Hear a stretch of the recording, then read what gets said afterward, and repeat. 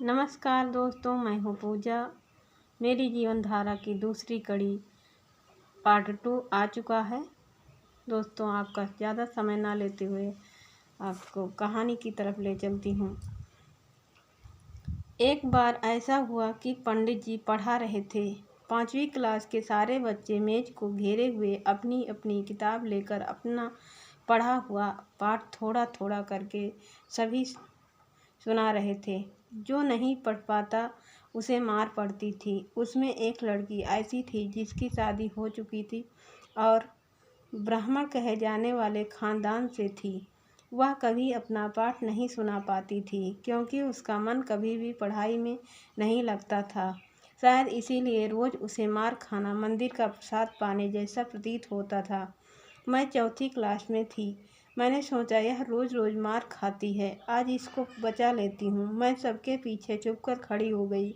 जब उसकी बारी आई तो मैं उसे धीरे धीरे बताती जाती और वह आगे तेज तेज पढ़ती जाती।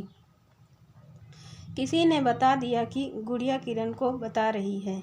पंडित जी मुझे पास बुलाकर मेरा कान ऐंठा और डंडे से पिटाई की ताकि दोबारा ऐसी हरकत मैं ना करूं, और कहा कि तू बड़ी पढ़ाऊ कबीर ही हो, तोहरे बताए से इनके आए जाई का।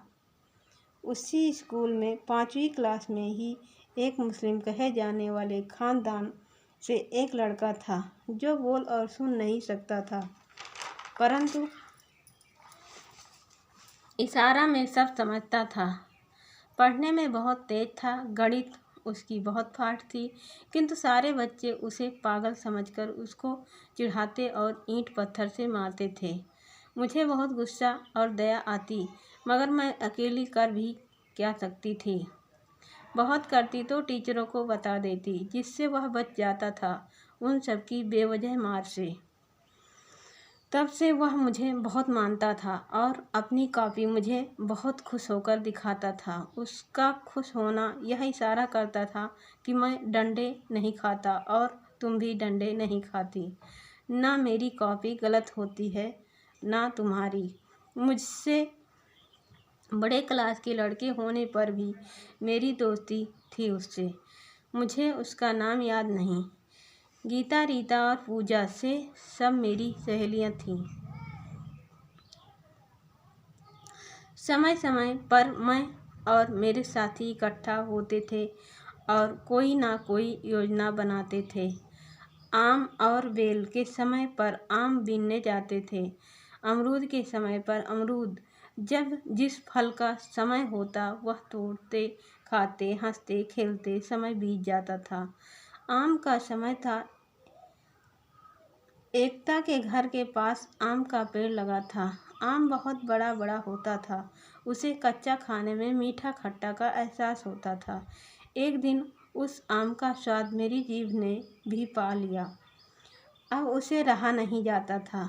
मैंने आम को पाने की भरसक कोशिश की पर पा नहीं सकी, क्योंकि थी ही मैं इतनी छोटी कि लाख कोशिश करने के बावजूद भी ना पा सकती। सर्रा पेड़ था, चढ़ भी नहीं सकती थी। मैं भी हार मानने वाली में से न थी।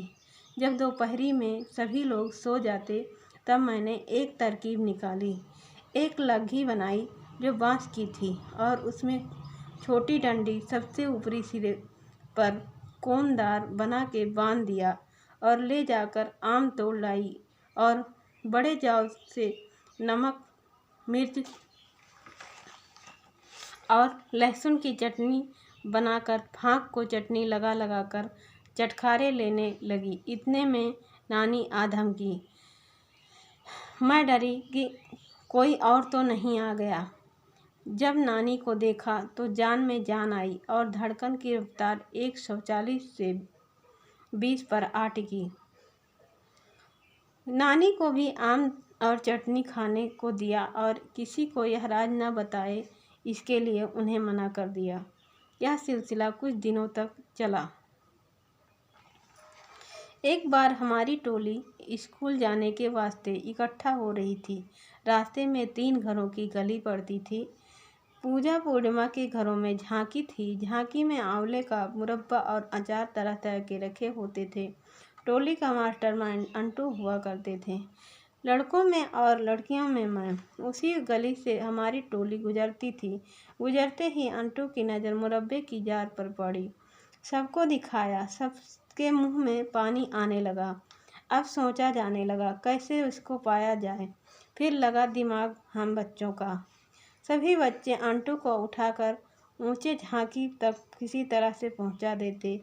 वहां हाथ पहुंचाकर धीरे धीरे जार का ढक्कन खोलते और निकाल कर नीचे किसी भी बच्चे को दे देते। अचार भी निकाल लेते थे। फिर नीचे उतर आते और रास्ते में आकर आपस में बांट कर खाते जाते थे। रोज का यही नियम बना लिया गया। एक दिन पूजा की दादी ने देख लिया, तब सब बच्चों को बहुत डांट पड़ी। फिर वहां की चोरी छोड़ दी गई। चौथी कक्षा की शिक्षा पाने के बाद मैं फिर से अपने जन्म स्थान पर आ गई। मैं जिस प्राइवेट स्कूल के लिए बचपन में तरसती थी, उसी स्कूल में मेरा दाखिला 5वीं दर्जे की तालीम पाने हेतु हो गया। मेरी खुशी का कोई ठिकाना ना रहा। मैं स्कूल जाने लगी, मगर तब तक मेरे घर में पिताजी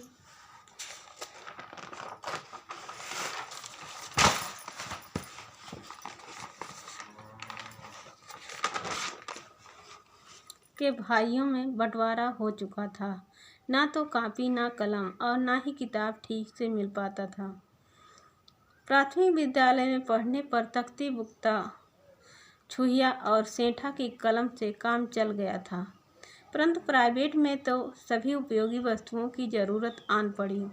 हमारे पिताजी के पास इतनी आमदनी न थी कि हमको सारी कापियाँ, किताबें और अच्छे कपड़े दिला सकें। मैं उच्च घरानों में से थी, इसलिए बच्चे हम पे हंसते थे। मेरे पिताजी पर 10 लोगों का खर्चा खुराकी जुटाने का भार था। 25 पैसे की स्याही और 1 रुपये की कापी, सेंठा की कलम से काम चलाते थे। मेरी बुआ जी की लड़की रूबी भी यहीं पढ़ती थी। उसकी फीस माफ़ थी। 15 रुपये माफ़ फीस थी, जिसको भरने के लिए बड़ी मशक्क़त करनी पड़ती थी। किताब तो बहुत दूर की बात थी। दूसरे बच्चों को पाठ पढ़ाने के चक्कर में उनकी किताब में अपना पाठ याद करने का मौका मिल जाता था। कभी बेर देकर तो कभी अन्य चीज़ों का लालच देकर उन बच्चों को किसी न किसी बहाने से बहला फुसला कर उनकी किताब हासिल कर ही लेती थी। जब मेरी बारी आती तो मैं सबसे पहले और स्पष्ट तरीके से अपना याद किया हुआ पाठ सुना देती थी, जिससे मुझे मार नहीं पड़ती थी। सब बच्चे मुझसे जलने लगते थे कि इन्हें मार क्यों नहीं पड़ती है, जबकि इनके पास किताब भी नहीं है। पीपल के नीचे बोरी बिछाकर बैठना, चप्पल को बोरी के नीचे छुपा लेना कि कहीं कोई चुरा न ले जाए। क्लास में बैठकर एक दूसरे के सिर पर टीप मारना, रोना, झगड़ना, फिर मुंशी जी का आगमन और डंडे की पिटाई होना। कितना मज़ा आता था बचपन में। काश वो दिन फिर से लौट आता मेरी ज़िंदगी में। सारे रंजो गम को भुला देती थी मैं। उन पलों को पाने के बाद दद्दन गुरुजी को मुंशी जी कहते थे।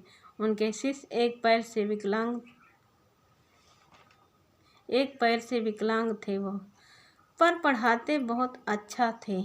एक कमी थी उनमें कि उनसे ज़्यादा तेज गणित में अगर कोई बच्चा निकल जाता तो उन्हें उस बच्चे से ईर्ष्या होने लगती थी।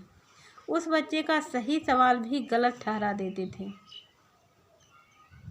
उन्हीं के सामने उन्हीं के द्वारा दिए गए सूत्रों के आधार पर प्रश्न हल करने पर भी वह नहीं मानते थे। मेरे साथ भी कई बार ऐसा किया, क्योंकि मैं क्लास में सबसे तेज थी। मैं अंग्रेजी में बहुत ही कमज़ोर थी। अंग्रेजी का घंटा गोल करने के लिए 100 बहाने ढूंढा करती थी। राजेश तिवारी पंडित जी का 5वां घंटा अंग्रेजी का होता था। मैं कक्षा 6 में थी। मेरे सिर में जूं पड़ गया था तो मेरी चाची ने मेरा सिर मुंडवा दिया। मैं खासकर पंडित जी का 5वां घंटा इसलिए भी